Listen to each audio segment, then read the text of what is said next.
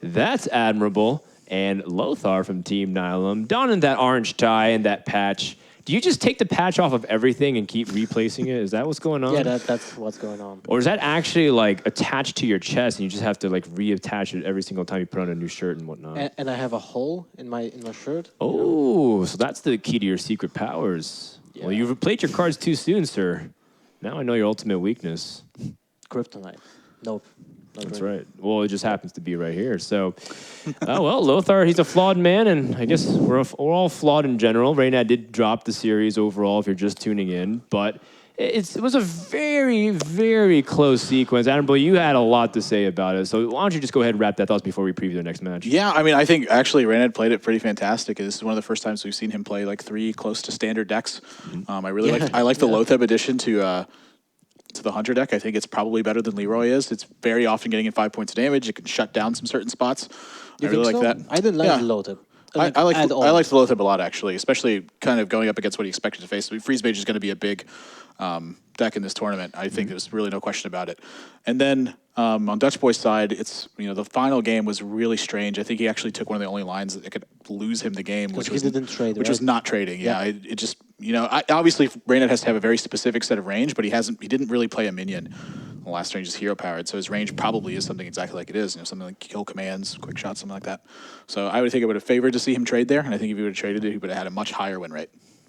Yeah, it was pretty exhilarating against this series, but of course, like you said, he is, like we were talking about, he is new, so maybe he has an opportunity, like recognize that he could try to set up for lethal and just went for it. He's going to face off Firebat later today, but until then, we're going to have RDU versus Kroba. Now, I'm looking forward to this a lot because I think RDU's been fired up, man. Yesterday, he was on the brink of losing a very tightly contested series with Faramir, but it came down to a reverse sweep against Rogue, but of course with some added flair of RNG. And to this morning, RDU was feeling really good. He was smiling. He's happy. Very different from him in C-Story Cup, where he was really depressed and sad and emo. Well, he lost 2 games there and just didn't do much. But specifically, when he lost the C-Story Cup, he said he will practice like nonstop for Gfinity. He's going to come back. He's going to win the whole thing. He was practicing very much, and we talked a lot when it comes to deck choices and deck building process and stuff like that. And also, Adrian, life coach, had a lot to say when it comes to Conquest format. So, yeah, RDU bouncing off great minds. Yeah. Admirable, where do you place RDU currently in this top 8 here? I think he's got a great shot to win this one. And, sort of like you said, he's been practicing a lot. He's been consulting with you, consulting with his teammates, of course. I consult with RDU a lot about his deck choices, too, and sort of what he goes into tournaments with. And after every single tournament, he'll come to me and say, what did I do wrong? And I'm like, well, here's what I think. And he always takes it with a grain of salt, of course. I think that pretty much everyone who plays Hearthstone at a high level could be more aggressive. But in this tournament, he's been spot on with everything. Like, the only thing I think he's doing wrong is that he's playing too fast. We saw yesterday in the Faramir match. Always a fair criticism. They were very, very understanding of their matchup, and that was leading them to kind of take very standard lines, which is correct most of the time. But then at the very end, he's missing small little things. And so to see him slow down in this match is something I definitely want to see from him. Now, what do we know about Kroba on the other end? Because he came in here as... he even said it himself. He wasn't taking it as seriously. He put Iron Juggernaut in his warrior and said, you know what? Screw it. I'm going to destroy you. I'm going to let you destroy yourself, effectively. That was kind of like the type of deck building approach he brought to this tournament. And yet he won to the top 8. Granted, it wasn't exactly as normally competitive because the groups only had 3 people as opposed to 4. But still, being able to defeat the finalists last time here in Zozos and advancing here, how are his chances up against RDU? I think he's got a good chance, honestly. I think the matchups that he has are really what's going to be a hindrance to him. When you kind of take a look at the way the class breakdown works, in my head, I see the score somewhere falling like 3-2 RDU, 3-1 if RDU's lucky. But Kroba's going to have to get lucky if he wants to win this series. The Druid is a real liability to his lineup. It's funny, man. Where is Druid right now in Conquest? People just keep talking about like how it's not even that great against the field anymore. It's just that one of those games you're going to draw wild growth and you're going to do well with it. The problem, maybe it's not a problem, but even when the Druid is a weak spot when it comes to metagame, he can still win because the Innervate and Wild Growth are breaking the ground rules, the fundamental rules of the game. And I was interested in the fact what is the win ratio of Druid in overall, right? So I peeked at Gosso Gamers, and Druid is still actually at 54% win ratio. Is that one of the highest classes? Yeah, that's highest class with the highest win ratio at all. I think a lot of that has to do with just the sample sizes you're looking at. Like, it's going to take so many games to get a true reflection of what the long term of everything is. And from there, you kind of have to use theory to shore up all the games that you can't play, which is what a lot of these top players do and how they build these strong lineups. And what I see with Druid is that it's kind of struggling with an identity crisis. It really only has one dynamic to it, which is cheat the mana curve. Yep. Every other deck has multiple ways to go with it. Like when you queue against Mage, it could be aggro or it could be a combo deck. When you queue against Paladin, it could be a Paladin that's more tuned for early game or something that's more tuned for late game. Even Warrior now has gotten a strong new dynamic between Grim Patron and a traditional control warrior style. And the two classes that don't really have that are Priest and Druid, which coincidentally I think are the two weakest classes in Conquest. What do you think about the token Druid that was played like a lot a long time ago, but it can still make a comeback, right? Yeah, a Token Druid was really focused at beating certain kinds of decks, and that's why it was good. It had, in my opinion, a better win rate versus something like Miracle Rogue, because it was just so aggressive. That reckless aggression was giving you the win rate you needed against combo decks. So if you see combo decks making a big resurgence, a more aggressive-oriented Druid deck would be there. But again, the power of that deck is that it's cheating the mana curve at some point, and not necessarily in its range of plays. What about Ramp Druid? Some people have been trying to slow it heavy down. taunt. Yeah, maybe you don't have to do heavy ramp. You can still play the Force of Nature Saboteur, but you're playing like heavier taunts. More top end. Yeah. Yeah, but it's still the same thing that Admiral said. It's still about treating the mana curve. Yeah, that's what I think. Okay. Well, fair Its dynamic is always the same, which is it's trying to get ahead of the mana curve and abuse that somehow. You never have to worry about the Druid playing like a turn 1 Leper Gnome or having anything other than Force of Nature Saboteur at the end game. I mean, we have tried to see Hobgoblin Druid at one point in time too. For about 3 days. I have tried. I tried. I tried for a little longer than that, and my Druid, my rank certainly suffered a little bit. The Mech Druid was okay, but it just wasn't as good as it was. Just the same Druid again, cheating your mana curve and hoping you get there. Just I don't like. Well, Druid I mean, until we now. take out Innervate from a Druid deck, I think no we can way make can that do that. assumption for that. Well, yeah, exactly. That's what we're saying too. So until you can take out that, we can always make that assumption. But we're not here to talk too much about just theory crafting. We're here to learn a little bit more about the players. And we got an opportunity to sit down with RDU to talk to him about what his life is like as an up-and-coming Hearthstone player and an esports superstar. My name is Dima Radu. I am from Romania, and I play for Team Nylum.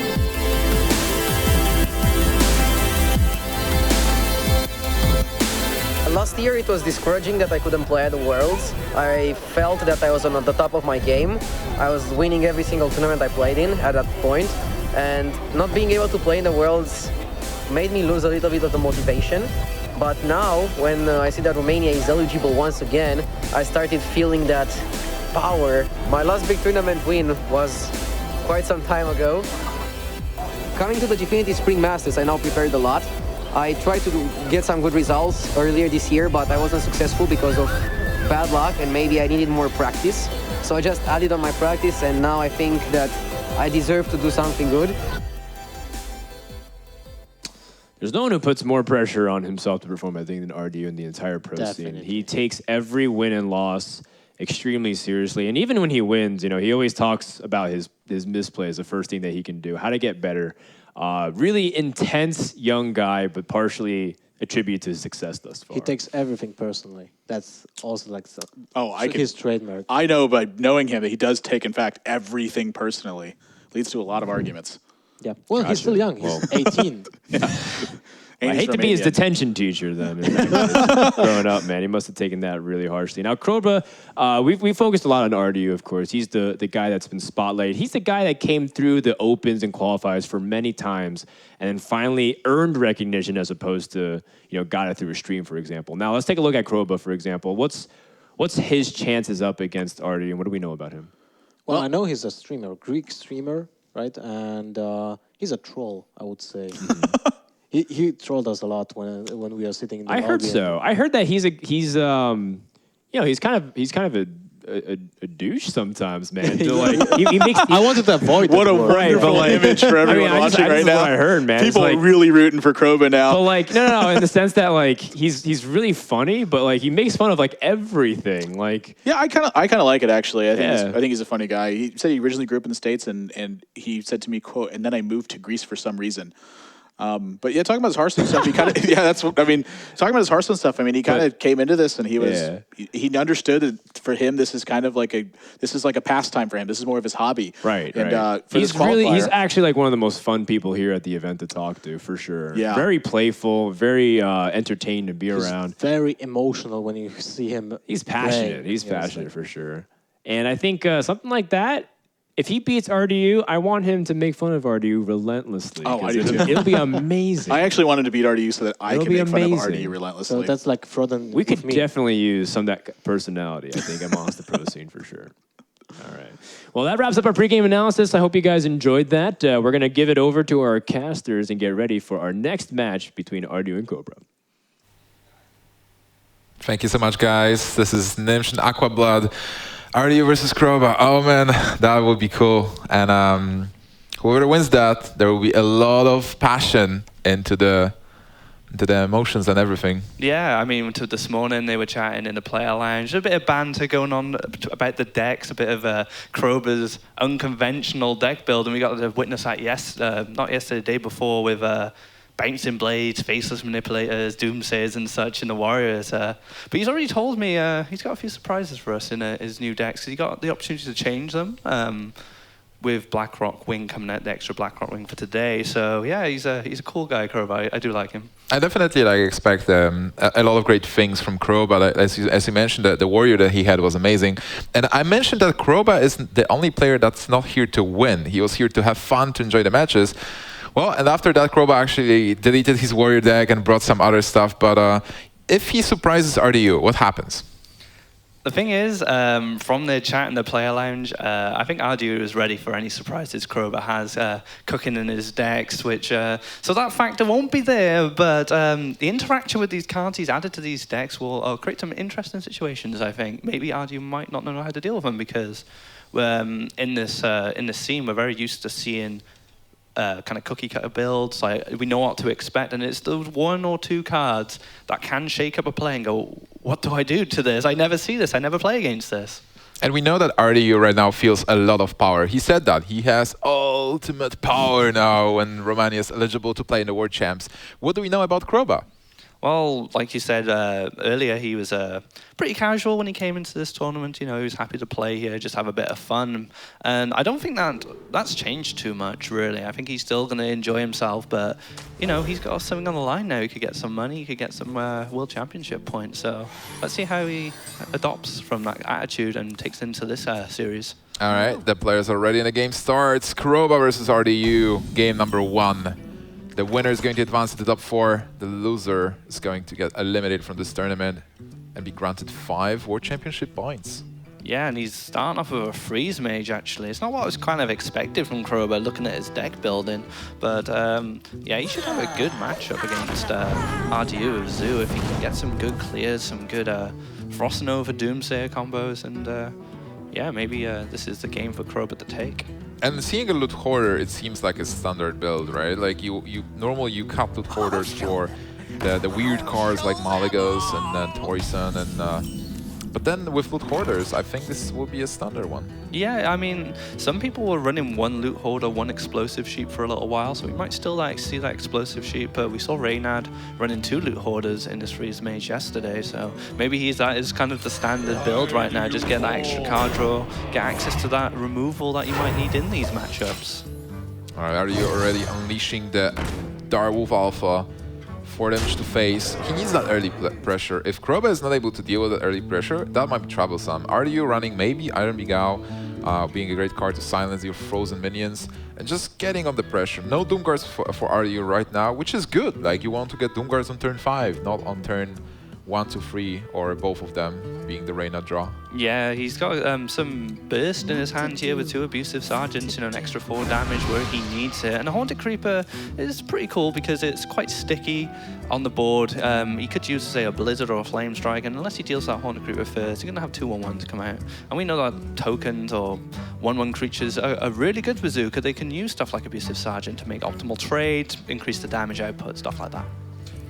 I feel like RDU is maturing throughout those games and matches. We've seen RDU being one of the youngest pros of the scene last year, But right now he's getting older, you know, he's 18 years old and we have LB Dutchboy being 15, so there is no quarter for RDU now. Kroba can just, you know, before, with Kroba would be facing RDU, oh, he's just so young, like, I don't want to fight the child, you know, the RDU laws. But right now, RDU is a man. Well, RDU's had a full year of Hearthstone to grow and develop as a player and as a person, and age does bring wisdom. And if you look at his teammate, life coach, who's on the kind of other end of the spectrum, very wise and aged player, you know, in comparison to RDU. So, Like Gandalf. The Gandalf, indeed. So we go. Would that mean RDU's the Frodo? Possibly. All right, so if life coach is Gandalf, RDU is Frodo, bringing Flame Imps to Isengard. And then who's Lothar? Lothar is Elrond? Aragorn. You know, Aragorn. Looking Oh, after, yeah, looking Aragorn. after the guys, and you can maybe have Taj sitting there as a Sam, you know, giving Frodo his backup. Nice being Sam. I just love it.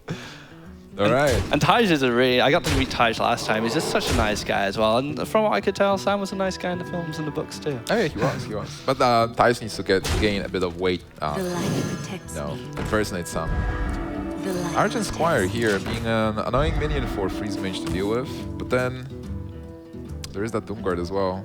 No, I think Arju's sitting pretty happy here. He's got, like I said, like a sticky board. He's got that Haunted Creeper that'll spawn 2/1/1s. He's got the Divine Shield sitting there. So things like a Blizzard is not that effective yet. He really needs a Doomguard to take away these effects.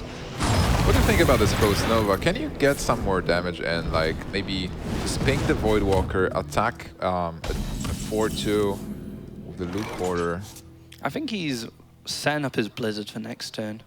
I think that's what he's thinking about. Maybe if he pinged the Voidwalker there, he would have had the opportunity to pop the Haunted Creeper out and then have a more stable Blizzard. But at the end of the day, the two Argent Squires are still 1/1s, and the Haunted Creeper just makes 2 more 1/1s. So maybe he's just thinking it's kind of the same thing. All right, are you calling the Doomguard for help, going for face? And now it's all about the magic of the draw for him. Yeah, Kroba's in a tough spot here, 9 health already on turn 6. On the other hand, there is not that much burst, unless RDU gets Doomguard into Power Overwhelming, or even just a Doomguard now. And those 1/1s, you know, they're going to make a difference when you're at 9 health at this turn.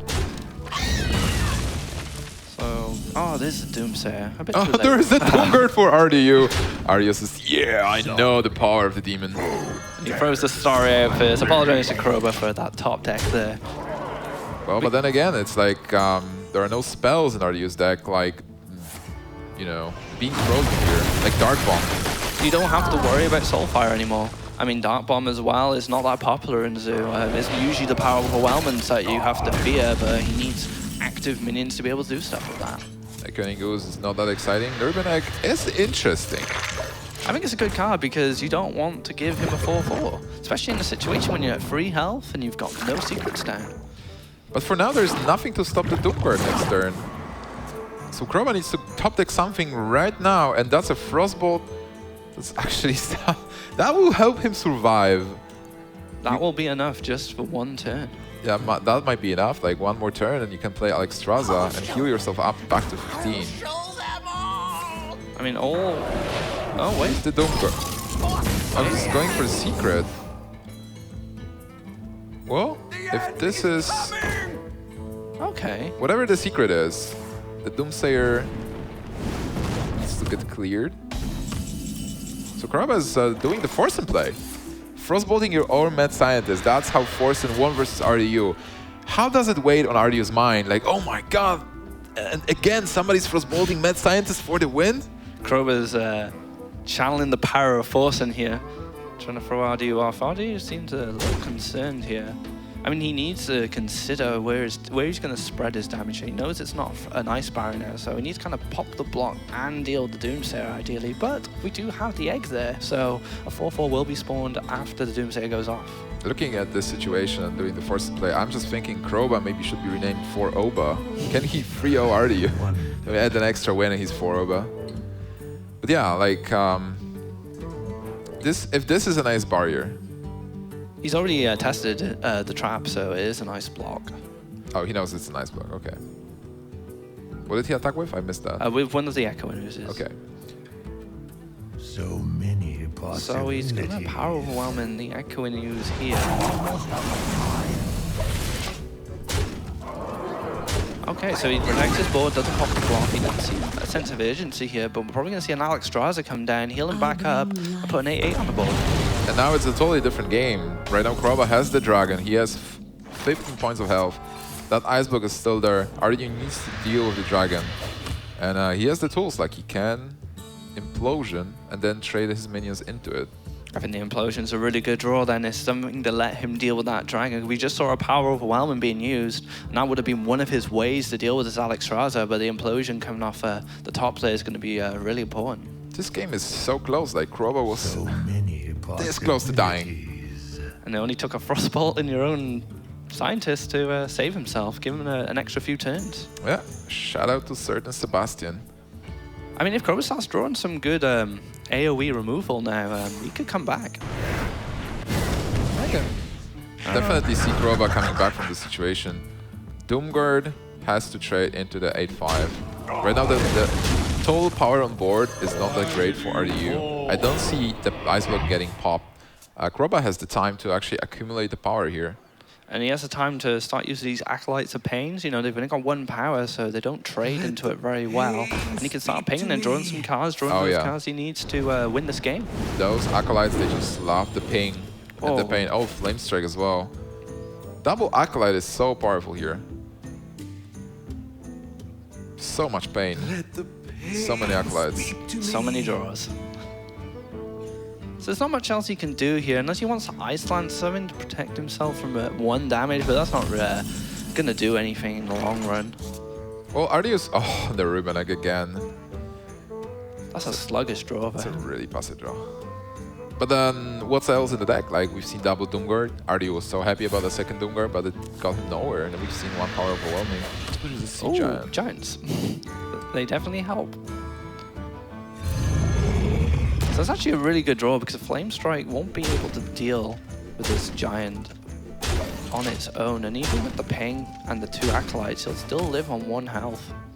Well, this seals the game from my perspective. You just Fireball and Frostbolt the face, you ping, and then you finish the game with Pyroblast. Would you ever expect a heal from Azul? No, not at all. Yep. So for Kroba, he just needs to find lethal. He can draw a couple of cards just in case. Like, well, as Ice Barrier, it doesn't matter that much. And another Ice Block, so he's got everything he needs. Oh, he actually goes for the safe play. But he can still get the Fireball, the Frostbolt, and the Ice Lance. Oh yeah, he has the Ice Lance. Oh, then it's perfect for him. Huh? Oh, okay. Well, it doesn't matter. I mean, it's still yeah. Pyroblast range, and you protect yourself. Like, there's no way he's going to get the Ice Block being popped, even though there is this power overwhelming. That's still not enough power. And RDU going to lose the game. Zoo versus Freeze Mage. Kroba's going to be really happy with this win. I think this is what Kroba needs, you know. He needs a good early win, get that momentum going, feel good about the situation. I think Kroba's one of those characters who really thrives off like positive energy. Well, looking at the board for RDU and his hand, I would definitely say don't count your Nerubians before they hatch, because those eggs didn't go anywhere. No, they didn't do a lot. Kroba is going to take game number 1 versus RDU, locking his Freeze Mage. RDU needs still to win a game with that Zoo deck. That was pretty cool, actually. That was a really tight game. And RDU had some, well, good opening. He has had some top decks. For Freeze Mage, it looked like Kroba's behind, but he was able to survive Burley and then got all the tools that Freeze Mage needs to take the game away. It was at the end. It was that force and play that really saved him there, and it was the great thing about that game. It was very back and forth at one point. You know, we saw RDU really ahead. He got those Doom Guards, and then he got that really big board, and all of a sudden, then Kroba was ahead after that Alexstrasza. So it was nice to see like a nice back and forth game from both those players. Oh man, I feel like I created a monster. I told Kroba, hey, you don't want to win, and Kroba was like, well, let's take those heavy decks like Freeze Mages and stuff. And but I still want to see what bit he used in his Druid and the surprising Rogue. And we know that Kroba is actually a Rogue player. Like, he played a lot of Mill. I think Mill Rogue was his favorite deck, right? Yeah, he told us Mill Rogue was his favorite deck, and his favorite card was Gadget San, which is a rogue, what was a rogue staple back in the day. So he's all rogue. So I'm curious to see what rogue he actually brings, because have we seen his rogue yet? I think we haven't seen his rogue, and I'd love to see Kroba playing Gadgets and auctioning his favorite card. I heard that he's trying to unnerf the card using Torison and, you know, then reducing the cost for Gadgets. Okay. It might work if you do it like 100 times. Maybe you'll actually change the actual cost in your collection of the card. So it is actually going to just be an oil rogue by the looks of it. Yep. Game number 2, Kroba versus RDU. Mech Mage versus Oil Rogue. No, Mech Mage? No, Mech Shaman. Oh, this is Mech Shaman, actually.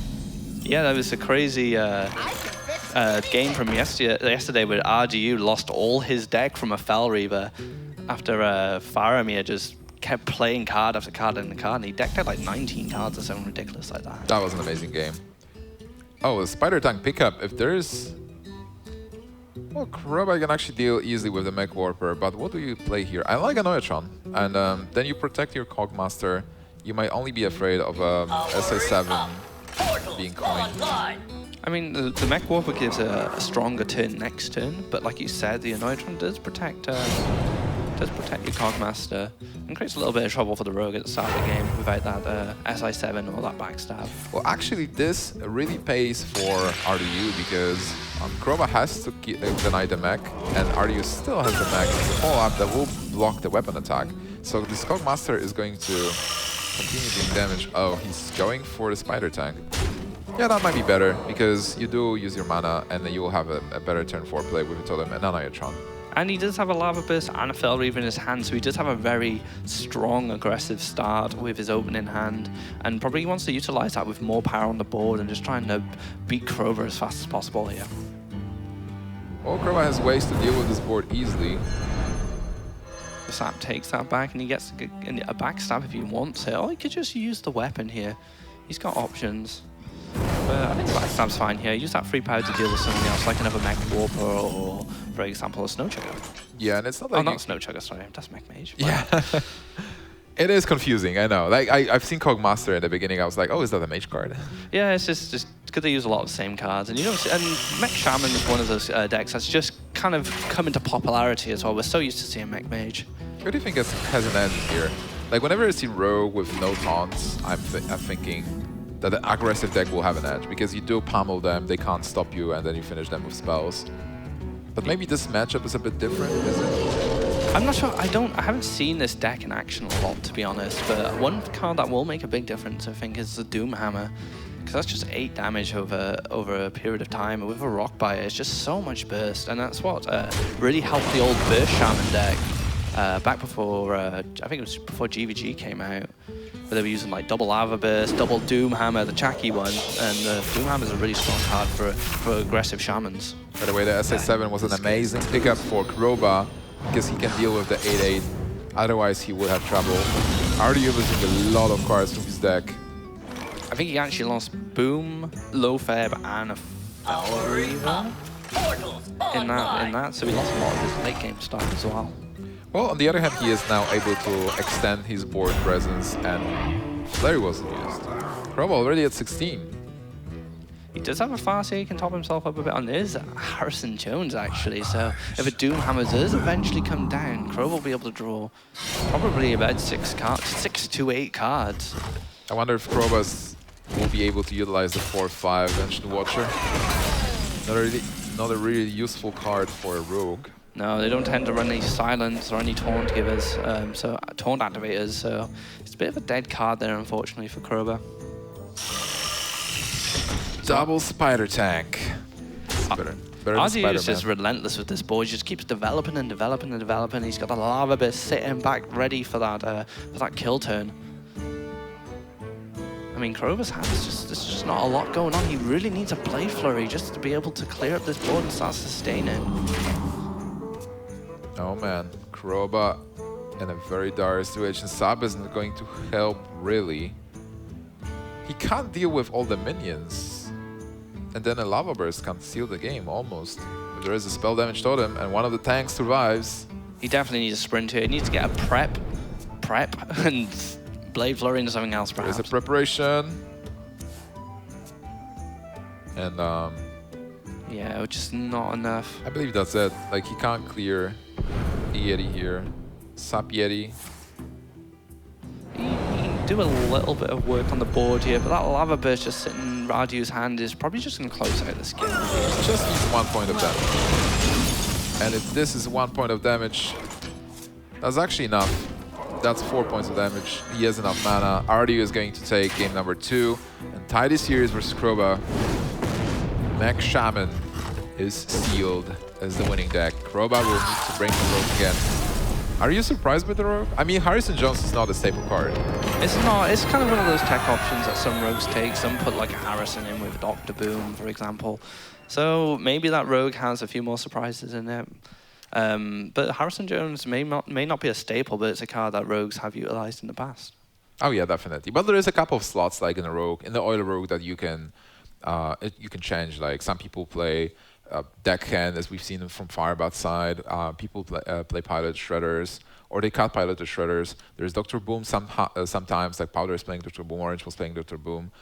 Tori-san is also a card, like people try it out and that they are seeing if it works or not. So rogues are different, but this rogue seems standard, as you said, but with the Harrison Jones, what is left for RDU? Does Harrison Jones help? Because now Doomhammer deck is out of the way. Well, you can use it against Hunter, but the problem with Harrison Jones is it's a bit slow.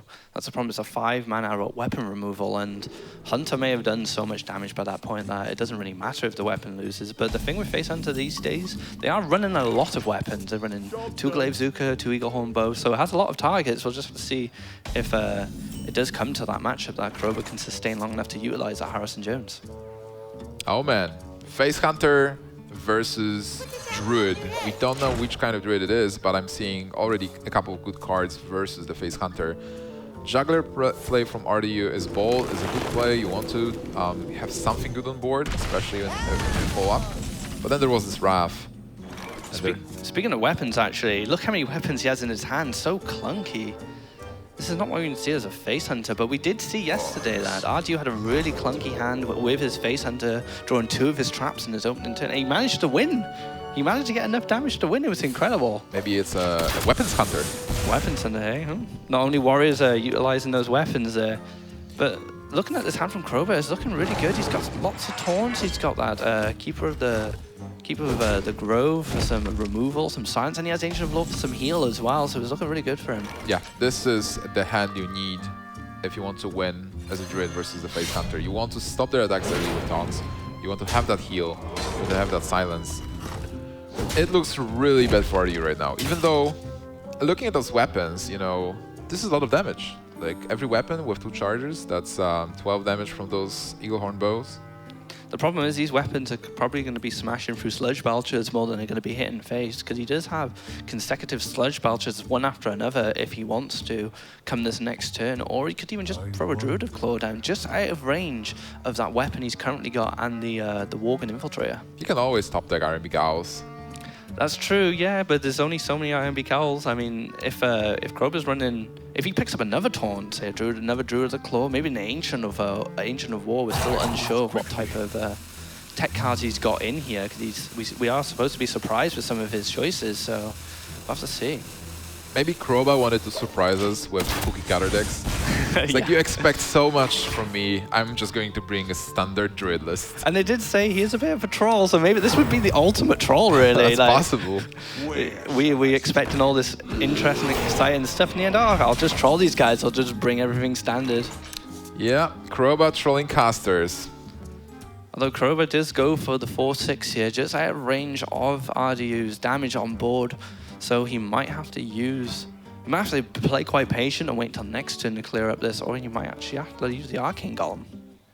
No, just giving Arcane Golem to Druid is like, versus Zoo, I might give an Arcane Golem to Druid, but then think about it, Druid is going to have 6 mana next turn, which is not that great, but then 7 will be amazing. Oh, he just loses a charge and a weapon. That is another way to deal with it, but he does throw away 2 damage. But in this situation, he's just a bit clunky with weapons in his hand anyway, so I think this is fine. I think this is definitely fine. Like, playing Arcane Golem is losing 4 damage from Arcane Golem, which can possibly still deal damage. Looking at the Druid of the Claw, I like how Kroba played Druid of the Claw first. Because playing, like, sometimes Druid doesn't play Belchers. Like, people do swap Belchers for something else. So right now, RDU has no way knowing how many taunts there are. Yeah, I find with the fast druids, they either pack the Azure Drakes to make the games quicker, or they pack the Sludge Belchers to be able to play better. That told you, top decking owls. 2 owls and the Belchers don't do anything. Well, he's got another Belcher to follow up. That's the only problem here. He needs to top deck another owl, and if anyone can do it, it might be RDU. I think a simple kill command will do it too. And 6 mana for Druid is not that exciting. You mostly play just 5 mana minions. So yeah, he needs to. I think he needs to eliminate these beasts as fast as possible. Now that'll probably be his agenda. Picking up a swipe soon would be really good for Kroba. All right, that's not an Iron Big Owl for RDU. Holly Creeper is not exciting at all. But yeah, as you mentioned, no swipe. So what do you do here? I mean, if you would have to use the Arcane Golem to clear up the first part of the Sludge Belcher. It's just not optimal. I think you just play. You have 7 mana. Haunted Creeper.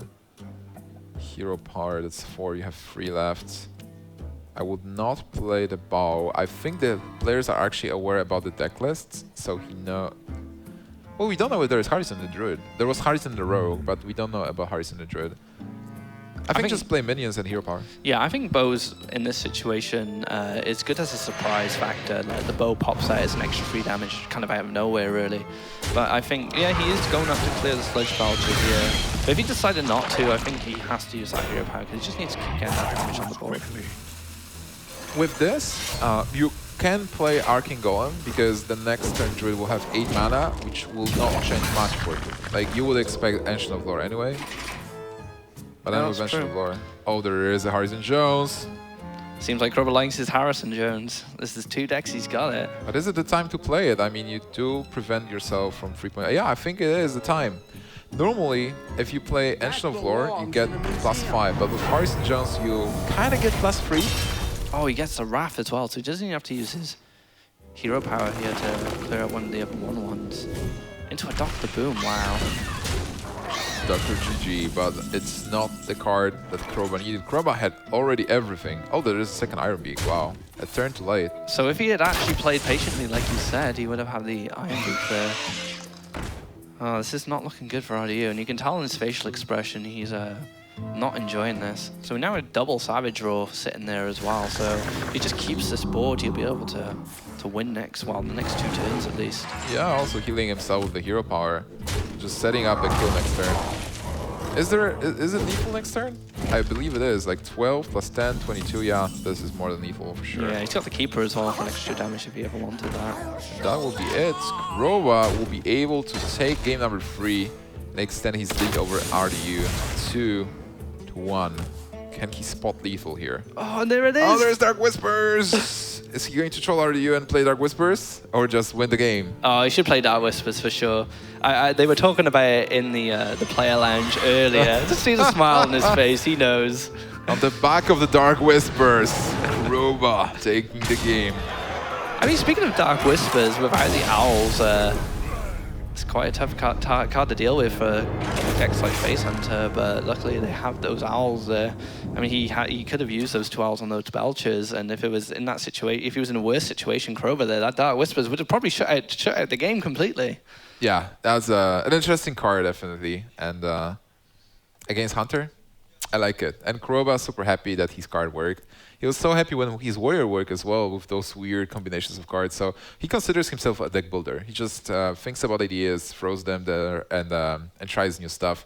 And he's here for fun, but he's also here for to win. So he fine-tuned his decks, and he's having a lot of fun right now. Yeah, it's always nice to see those players come into the competitive scene who are a bit interested with their deck builds, willing to try new things. Some pros quite like their cookie cutters, but Kroba, on the other hand, you know, he likes to try new things. He likes to put these cards in we don't quite expect in competitive play, and stuff like Dark Whispers, Bouncing Blade, for example. And it really creates kind of interesting games and interesting dynamics on the board and in situations. So yeah, I do like Kroba for that. So Kroba is 1 win away from sealing the series, but his remaining deck is Rogue, and we've seen Rogue losing many times before. Rogue is one of those decks that if it doesn't draw well, it can just lose you the whole match. Like people 3-0 Rogue. Rogue can never win a game. Can Kroba win versus the remaining decks for RDU? What are those decks?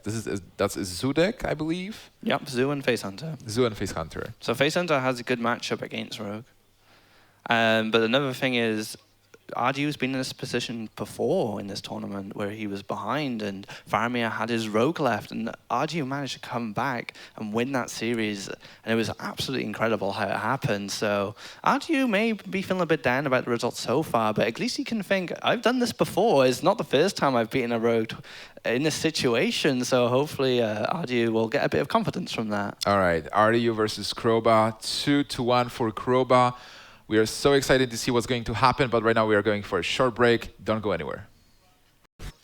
Welcome back to the Gfinity Hearthstone Spring Masters 2, where young, well, not so young, Radu is fighting versus Kroba, the troll from Greece. Yeah, Kroba's doing really well at the moment. He needs one more game to win the series and go through to the next round. And if he actually does win this one, we have 2 qualifying players going through to the top 4.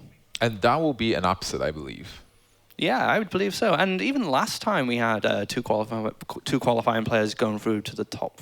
Or was it 3? Was it Nyman, Sottle, and Zosis? Yeah. So 3 qualifying players went through last time.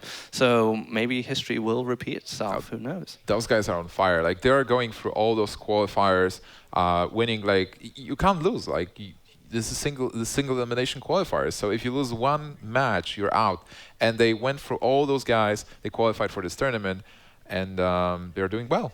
Yeah, you pretty much have to win like 7 games in a row, back to back, to qualify, and it's always against some really strong players because everyone wants to get involved in this tournament and be a part of it. All right, game number 4 is ready. RDU's tournament live on the line. He's taking his Face Hunter versus Kroba's Rogue. A very good matchup for the Face Hunter, but can Kroba turn around and take this game to win the series? So Kroba throws away the Blade Flurry there. Doesn't feel he quite needs it, but keeps onto the Deadly Poison. That Phantom Knives might come into play. Might be really useful for clearing up some tokens from that Creeper, or maybe getting rid of some Hounds. So what do you play being RDU? Do you get Mad Scientist or Haunted Creeper here? Mad Scientist is providing a bit more damage. You can filter your deck from the secret. Yeah, I think Mad Scientist is better here because he needs a backstab to deal with it because he doesn't have the coin. So he gets an extra bit of damage, like you said, from the Mad Scientist. And even if he does backstab it, at least he protects your Haunted Creeper. Because one thing that I find Face Hunters can struggle with a little bit is keeping a Beast on the board for the kill command activator. Right now it seems that RDU's hand is very decent. He had the coin, he was able to start with Mad Scientist. He has cards to pull up. He has that Eagle Hornbow, which is going to deal 6 points of damage. And for Kroba, he doesn't have any minions. Like Azure Drake is a late game card. He now picks up the Violet Teacher, but it's still not this turn. And he needs like a backstab maybe to get a couple of tokens. Or Preparation might be interesting as well. Yeah, I think a prep would really help him out here. I think he might use this Deadly Poison to get rid of this Haunted Creeper, set up a Blade Flurry or a Phantom Knives for the next turn. But Preparation would really help him here, I do agree. Still, this turn, just using Deadly Poison, 1 point of mana, you have 2 mana left, you can't really refresh a weapon unless you misclick. Yeah, I think he probably didn't consider what he was going to... I mean, if you looked at his hand, I would have said... Oh, okay, so he goes for the Blade Flurry straight away. So yeah, he's got the Phantom Knife sitting in the back. And RDU gets another Explosive Trap, so we know that the Explosive Trap is already in play. Another Explosive versus Rogue, it's not amazing. But it's still 2 extra damage, and if the Mad Scientist fetches it for you, it's just 3 damage from the Death Rattle effect. Kroba goes for the draw here. He is already respecting the damage instead of playing Violet Teacher. Maybe he also wants to get a couple of tokens from that Violet Teacher. Yeah, the problem with tokens of Violet Teacher sometimes is Unleash the Hounds. You can be punished quite hard if you develop too many tokens, but looking at Kroba's hand here, he doesn't have a lot going on as far as spells are concerned. But he does have a Farseer sitting there, and that will help him out sustain a little bit longer against his Face Hunter. So RDU is slowly getting out of cards, but then this is a Face Hunter, most of the cards support. Oh, there's an anti-Q. Oh wow, that's going to make a big difference in this match now. I think everything changes. That heal bot and the Farseer combined is going to let Kroba sustain quite a lot. The biggest thing that changes here, and we've seen Face Hunter versus Rogue before when Firebat was facing Airbrushed. Firebat was super aggressive with Rogue. Here Kroba can just focus on clearing the board because he can come back with health. Like, this is 18 points of health that he has extra in his hand. Yeah, what I've learned from my experience with this matchup is you really base your game plan on your hand. If your hand is there, which can sustain you, you fight for board and you just outlast the hunter's options. But if you get like a lot of blade flurries, like deadly poisons, like tinkers, eviscerates and stuff like that, you just race them. Just flat out race them. And it worked for Firebat. We saw Firebat take a very convincing game with Rogue against Face Hunter earlier. So what would you play here? Do you just slam the heal bot straight away? Do you feel threatened enough at this point that you feel you need to use it? Well, you always have to think like how much damage there is coming from the damage you know. So if he decides to clear 2 minions, then there's 1 minion left with the hero power that's 4, so you drop to 8. And 8 will be an Arcane Golem plus another Arcane Golem. Like 8 is more or less safe. Like you can take the risk the hunter is not going to deal 8 points of damage to you. He seems very adamant on popping this trap right now. Instead of going for a bit of board clear, maybe he's just going to utilize this sap or this eviscerate to clear up some of these minions. Oh wow, so he goes for the weapon actually. Alright, so right now we are going to see... He didn't attack. Arcane Golem. So this is 6, 10, 12 points of damage. RDU 1 damage off lethal here. I think he should have used something like an eviscerate or a sap just to stop this damage. I think there was many different plays that Kroba could do here. We can leave it for our analysts to analyze. If Kroba would, let's say, kill the Mad Scientist first, maybe use the eviscerate aggressively, defensively, would that change anything? Right now Kroba doesn't have the AoE. There is this Arcane Golem, so 6 points of damage incoming. There is Explosive Trap as well set up. So there's no other traps in there, just 2 explosive traps. I think Kroba was afraid of the Snake Trap, by the way. Like, that's why he did what he did. I mean, unless he knows, he must have some knowledge if he's running it, surely, to make that decision. I mean, I still would have considered a sap last turn, but he's gonna get a heal with the anti-heal bot. So he is going up to 11, and RDU has 6, 8. He needs 3 points of damage to seal the game. Yeah, and 2 points of mana. This heal bot might not just be enough. Kroba is just trying not to lose. He's not making plays to win, and I think that's it, right? This is 6, 8, 10. 1 damage of lethal again? It doesn't matter at this point. I think you just play everything, take him down to 1, and then Kroba just loses unless he draws another anti-heal bot with a Blade Flurry or something. Yeah, I don't think he's playing 2 of them. But he might surprise us. He is the deck builder. And he is at 1 point of health. That's not going to heal him. He's going to sprint 4 cards. Nothing really exciting here. No, it's unfortunate for Kroba. He won't be able to win this game, and he just eviscerates himself. Yeah, I like it. Eviscerate your own face.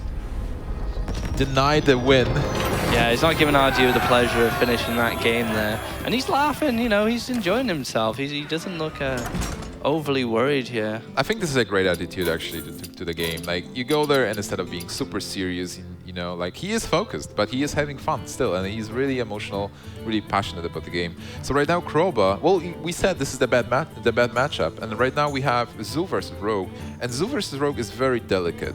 Yeah, it's very much dependent if the Rogue gets a coin. The coin really helps. SI7 with the coin really helps as well. So I think this game can go either way now. It's going to very much depend on the draws and how these players decide to play this game out. I mean, Rogue is still in a situation where it can just burst down the Zoo player before they even realize anything's happened. That's the type of deck it is, but sometimes they play a bit more defensively. So the match decider will be a deck that runs Knife Juggler. Can RDU juggle the face again with the Knife Juggler and have the good juggles? See, that would be a tragic way for Kroba to lose, and it would be an amazing way for RDU to win once again using those Knife Jugglers. It might even become a signature card for him. Like, if you would associate Knife Juggler with RDU, maybe put his face on the card or something. The RDU Juggler. All right, I think the players are ready, so game number 5. The decider, RDU versus Kroba, Zoo versus the Rogue. Wow, look at that hand for Kroba. He gets the coin the S side, the backstab, and the Blade Flurry, and a Falnos. Both players having golden heroes, you can feel the passion already. Grinding out that ladder to get those shiny hero portraits. Yeah. I mean, just 500 games, a lot of games. Yeah, that is. That's a lot of wins, actually, because those are the wins. Exactly, yeah. I remember grinding out my Golden Warlock. Had to play Zood, make it quicker.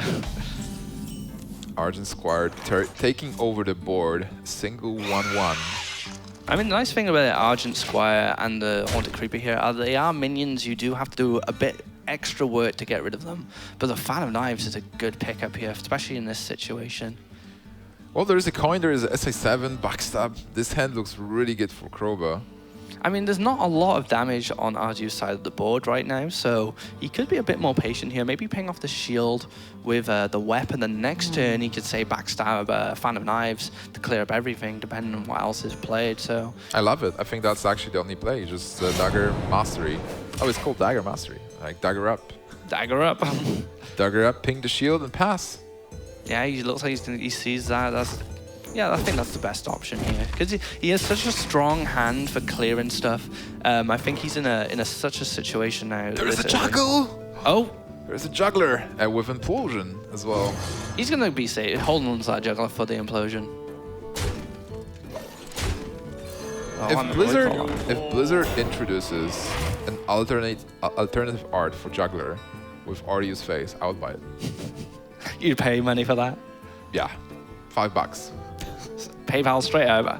Here we go, Ardu Special Edition Juggler. Okay, so where do we go from here? That Void Color does create a little bit of problem. I mean, you can't use that dagger anymore. But Falnos, Coin Blade Flurry maybe? Well, you can still backstab SA7. Like you backstab the 2-2, you SA7 the Void Walker, and you kill it with a weapon.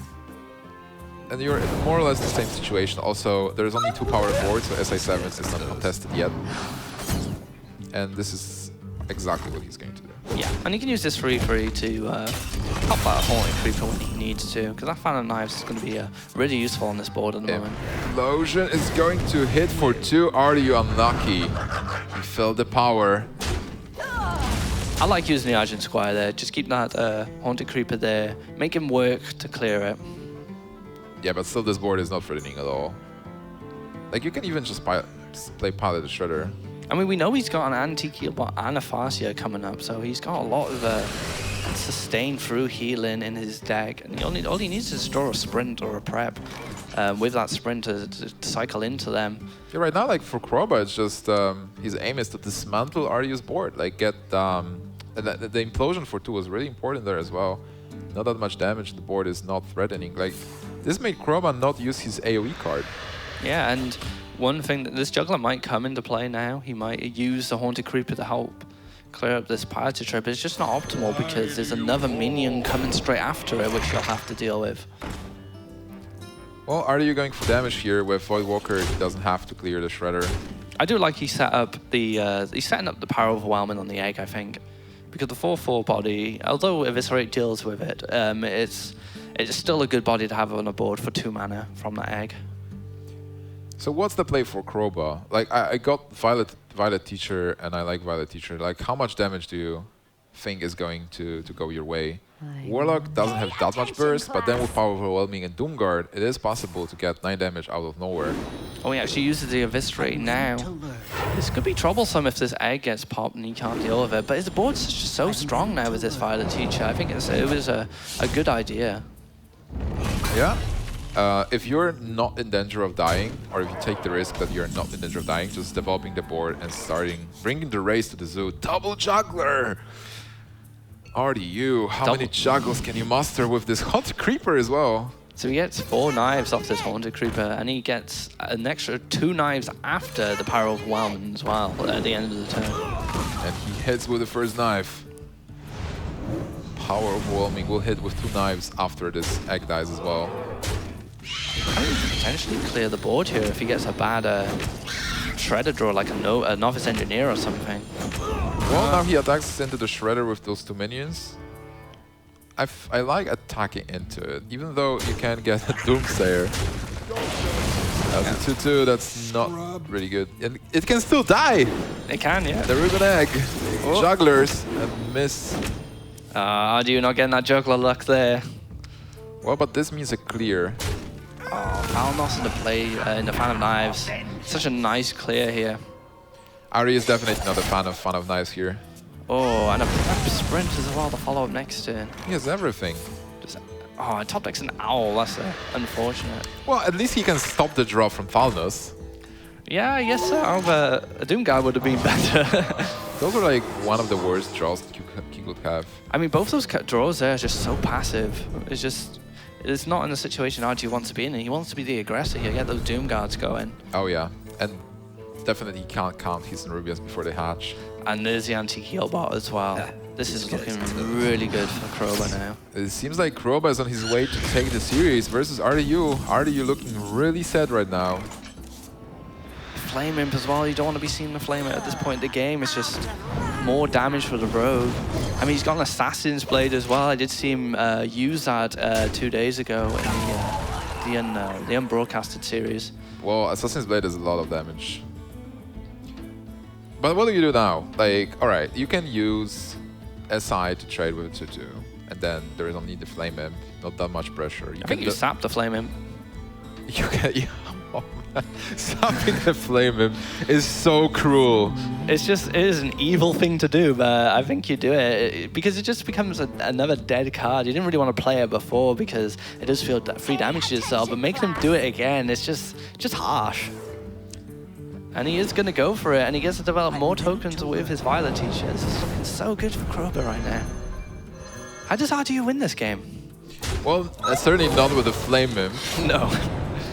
He needs a Doom Guard. Doom Guard into Power Overwhelming, activating the Ruben Egg, and then another. He gets a Doom Guard. Speak to the devil. He throws away Flame Imp. Come on. And an Argus as well. Argus is not looking too bad. But Activator for an egg, that's something. Oh, the Tinkers as well. Wait, is this it then? This is 4. Surely Assassin Blade's Tinkers, he won't be able to finish him off.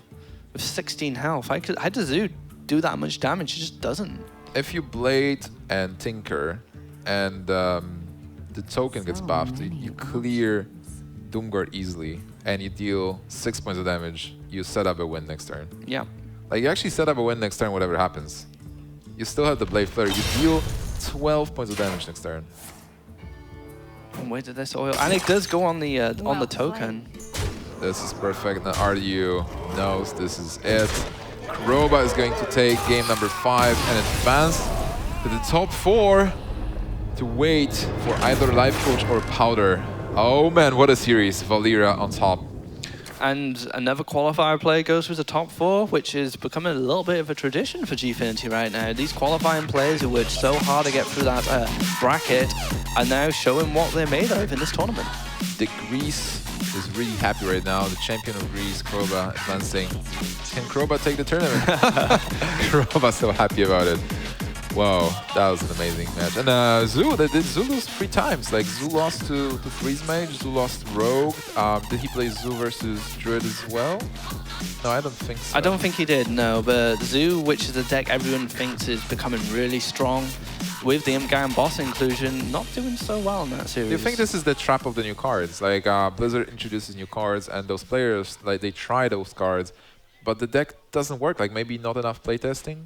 Maybe. I mean, Zoo hasn't changed much over the year, really. It's just had kind of like tweaks here and there. The Sea Giant had been done before, Sixer had done that before, but now kind of Implosion and the Imp Gambos, it just makes it a little bit better. But yeah, Zoo is one of those decks, although it can snowball out control really easily, it can suffer with those dead draws. We did see the Owl and the Egg come back to back. We really needed some good power on the board just to challenge Kroba, but it just never came. All right, like, and even though RDU got double Juggler, and he had a couple, like, there was... He had the Dream. Yeah, he got a Dream and a Dream Juggle turn.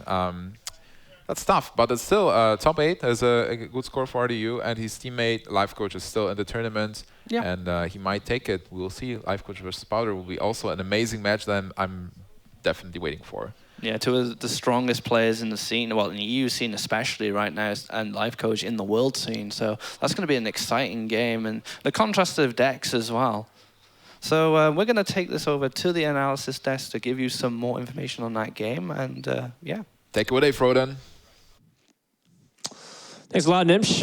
That's right. We have our third quarterfinals finish, which means that we only have one more to find out who's going to the top 4. RDU versus Cobra. That was pretty back and forth. In the end, it seemed like Cobra got the better of RDU with some weird tech decisions, but I don't know if they played, like, for example, Assassin's Blade wasn't really a factor. It was the fact that there was Fan of Knives and he had everything else prepared up, and Zoo was still having awkward draws. So I think that was the deciding factor. To me, the really big key of this is the Druid matching up against Hunter and actually beating it. Because one of RDU's keys to victory is beating Druid with Zoo and then beating the Rogue with the Hunter deck. And he didn't get an opportunity to actually play the Warlock deck into Druid. And that's really what swung the matchup around. Why would he Q Hunter directly afterwards? Is it because he's hoping his opponent would Q Rogue? I think he was anticipating Rogue. Even if his opponent, like say he switches Zoo and his opponent did stay on Rogue, and then he lost that, he would still have, I guess the matches would have been the same either way then. Well, the Cobra thought a step ahead, and then they picked Druid. The key there is that Hunter does have a good matchup, I think, versus Druid, and so does the Warlock deck. So if he queues up the Warlock deck instead and faces off against Rogue or the Druid, he's still getting Warlock into Druid at some point, or he's winning with the Warlock deck versus the Rogue deck, which obviously is a dream for him at that point. Mm-hmm. But if he plays it the other way, he 100% will almost guaranteed have to play the Warlock into Rogue at some point. So if he queues him up in reverse, that's not always the case. He only plays against the Rogue 50% of the time because Kroba either queues up the Druid or queues up the Rogue. So if he queues up the Rogue deck, that's worst case scenario, but you still get Warlock versus Druid and you get Hunter versus Druid at that point. And that's if he wins with the Rogue deck. So you're saying he should have went for Zoo instead of Hunter, or his choice was fine? If he goes with the Warlock instead, he has a chance to run the Warlock into the Druid deck, but with the way that he queued up, when he queues up the Hunter first, if Hunter goes into Druid and it wins, what that means is that he's going to get the matchup of Warlock versus Druid also, but he has to play the Warlock versus the Rogue. And the other way, he doesn't necessarily have to play Warlock versus Rogue, which is the situation he's trying to avoid. Right. So there is that, I guess I'm not exactly sure, but I guess just game theory straight up in terms of what your percentage is best in the Conquest format. Do you agree with that, Lothar? I think it's all random when it comes to next matchups after the first. You can just roll dice and pick your deck, whatever it's like. Or I guess it could be considered random in terms of the actual outcome, but in terms of perhaps optimizing your chances, someone did a really good post about making sure to optimize every single win percentage from the earliest point on the series, so that way you have the highest chance statistically, assuming every matchup was figured out, like 60-40, 55-45. So you can ask, I bet you can ask Strivecrow and Adrian about that, live coach. They're really good at game theory, and we were discussing that really a few times already, that it doesn't really matter what do you You're right in actual human irrational behavior. It doesn't really matter because people can just randomize and it'd be the same exact outcome. I disagree, because if your opponent's randomizing in that spot, so here's the two options: Druid or Rogue. We don't want the Rogue deck to be queued up if we're queuing up Warlock. So if he queues at random, we now have a 50% chance to be right. But if we queue up Hunter here instead, we don't always get Warlock versus Druid every single time. The Warlock deck can win versus Druid, but then it's you want your opponent to queue up Druid versus your Warlock, and if you don't win with a Warlock in that matchup, you're going to have to run it into the Rogue anyway. Well, what if he picks the Rogue first? That's the 50-50 chance that you're running, though. Yeah, but that's 50-50, so it's right. But if he queues up the Hunter there and then he queues up the Rogue, that's also a matchup that he wants. But the Hunter can play against the Druid or the Rogue deck, and both of those are favorable. So he has a favorable matchup guaranteed when he queues up the Hunter deck first. But if he queues up the Hunter deck second, he's going to get a guaranteed favorable matchup. But if he queues up the Warlock deck second, he's not getting a guaranteed favorable matchup. I think it really depends on how that Hunter Druid game ended up turning out too, which unfortunately went the other direction for RDU. But Kroba, he pretty much drew the nuts, and when in Rome, you just go ahead and play it. So I have to kind of commend Kroba here for also bringing some interesting tech choices that we don't normally see. It's been a while since I've seen Harrison Jones in a Rogue deck, for example. That was like Teray did. Yeah, I was just about to mention Alex that. Straza and you'd Shadow Step and those kinds of weird Leroy stuff. really bent on killing Dark This Whispers, is so man. interesting. Dark Whispers and Druid. Yeah. And I love that he killed Ardu with Dark Whispers. He Well, died he with the killed rat. him No, with Dark Whispers. I mean, he did. He destroyed him with the force of 5 wisps That's a lot at of the wisps. same time in Yeah. one card. If the 5 wisps can kill Archimon like they were on the card, I think they could definitely kill RDU. That's right. Yeah. I think so. That means we only have one series left. Every single series today so far has been 3-2, very tightly contested. Let's take a look at the bracket and see what's been happening so far. We're about halfway through in terms of the day, more or less. You know what? Life Coach is about to play. We're about a quarter of the way through the day so far. After Life Coach series, maybe we'll be about halfway done. Firebat defeated Airbush 3-2. Reynad and LB Dutch Boy, which Dutch Boy was able to get the better end of that series. And of course, you just saw Kroba advancing 3-2 with his unconventional decks and styles. Yeah, it's actually really exciting that we still have a chance to have an all-qualified player final coming into this one. It's like we have Titans on both sides of the brackets. We have open qualifiers on both sides of the brackets. The finals is going to be LB Dutch Boy versus Powder. I don't know what you guys are. That's what you're calling? Yeah. I'm going Firebat versus Life Coach. That's So you're going with the tried and true. How I'm could I going not? with the underdogs. And Lothar, of course, I would says like it's to Life Coach see versus RDU in the Life finals. And it's like, Lothar, that can't even happen. Yeah, that's true. good old Team Nihilum. I'm kind of sad that RDU didn't make it, but yeah, well, the draws didn't go the way he wanted, and Kroba just smashed everything that was played on the board. So definitely Kroba deserved the win there. But I still hope that Life Coach will go through, and then we have the same finals as Admirable said, so Life Coach against Firebat, but definitely a final between Kroba and Dutch Boy would be interesting, to say the least. Any finals we have is really going to be interesting. There's really no way to slice it at this point. All right. Well, I'm inclined to agree, and I think that's a good cue for us to take a break and get ready for our last quarterfinals. It's Life Coach from Team Nihilum versus Powder from Trig Esports. Stay tuned, guys. We'll be back in just a sec.